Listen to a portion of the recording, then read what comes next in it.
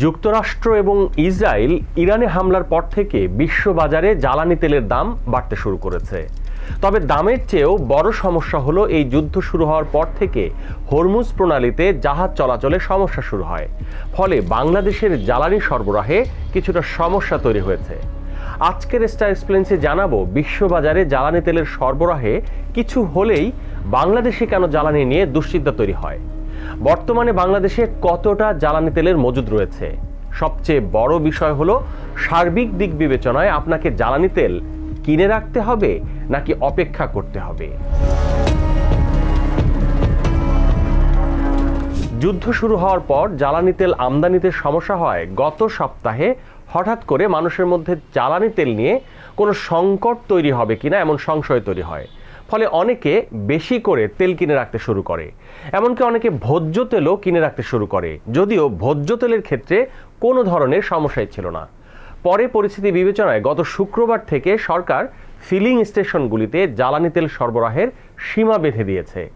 সরকারি তথ্য বলছে গত অর্থ বছরে প্রতিদিন অকটেনের চাহিদা ছিল 1100 টন, কিন্তু গত সপ্তাহে প্যানিক বাইংয়ের কারণে দৈনিক চাহিদা 2000 টন ছাড়িয়ে গিয়েছিল। ফলে তেলের মজুদ দ্রুত কমতে শুরু করে। পরে ডিজেলের মজুদ সাময়িকভাবে মাত্র 15 দিনের জন্য প্রয়োজনীয় পর্যায়ে নেমে আসে। পরে এটি আরও কমে 11 দিনে দাঁড়ায়, যা জনসাধারণের মধ্যে উদ্বেগ তৈরি করে। তবে এরই মধ্যে নতুন করে ডিজেল আসায় মজুদ বেড়ে প্রায় 14 দিনের সমপরিমাণে দাঁড়িয়েছে, যার পরিমাণ প্রায় 1,20,000 টন।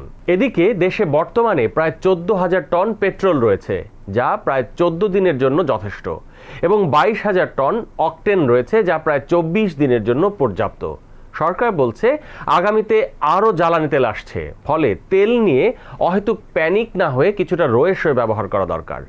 যেহেতু যুদ্ধ চলছে এবং এখনই এটি শেষ হয়ে যাবে সে ধরনের কোনো ইঙ্গিতও পাওয়া যাচ্ছে না, তাই সরকার জ্বালানি তেল ব্যবহারে কিছুটা সতর্কভাবে এগোতে চায়। বৈশ্বিক যুদ্ধের কারণে বাংলাদেশের জ্বালানি তেলের সরবরাহে যে সমস্যা তা এবারই প্রথম নয়।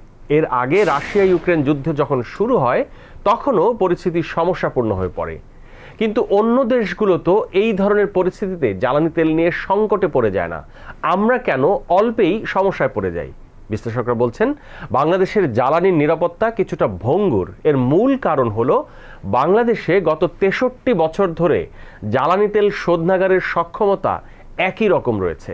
1963 সালে নির্মিত দেশের একমাত্র শোধনাগার ইস্টার্ন রিফাইনারি বছরে প্রায় 15 লাখ টন অপরিশোধিত তেল প্রক্রিয়াজাত করতে পারে, কিন্তু বাংলাদেশে প্রতি বছর 70 থেকে 80 লাখ টন বিভিন্ন ধরনের পেট্রোলিয়াম পণ্যের চাহিদা রয়েছে। এর মানে দাঁড়াচ্ছে আমাদের শোধনাগার দিয়ে আমাদের চাহিদার খুব অল্পই পূরণ হয়, বাকিটা বাংলাদেশকে উচ্চ মূল্যে আমদানি করতে হয়, সেটিও অনেক বেশি পরিমাণে। ফলে আমদানিতে একটু সমস্যা হলেই দেশে জ্বালানি তেলের সরবরাহে সমস্যা তৈরি হয়। আর জ্বালানি তেল যেহেতু শিল্প খাত এবং পরিবহন খাতের জন্য অত্যন্ত প্রয়োজনীয়, সুতরাং একটু দুশ্চিন্তাতেই মানুষ প্যানিক হয়ে যায়, যা সমস্যাকে সংকটে পরিণত করে। তাই মানুষের উচিত কিছুটা ধৈর্য ধারণ করা, আর সরকারের উচিত আগামীতে তেল পরিশোধনের সক্ষমতা আরও বাড়ানো, যেন পরিশোধিত জ্বালানির আমদানি নির্ভরতা হ্রাস পায়। ডেইলি স্টারের আপডেটেড নিউজ এবং ভিডিও পেতে আমাদের ইউটিউব চ্যানেলটি সাবস্ক্রাইব করুন, ফেসবুকে লাইক দিন, কমেন্ট করুন, শেয়ার করুন। সুস্থ থাকুন, ডেইলি স্টারের সঙ্গেই থাকুন।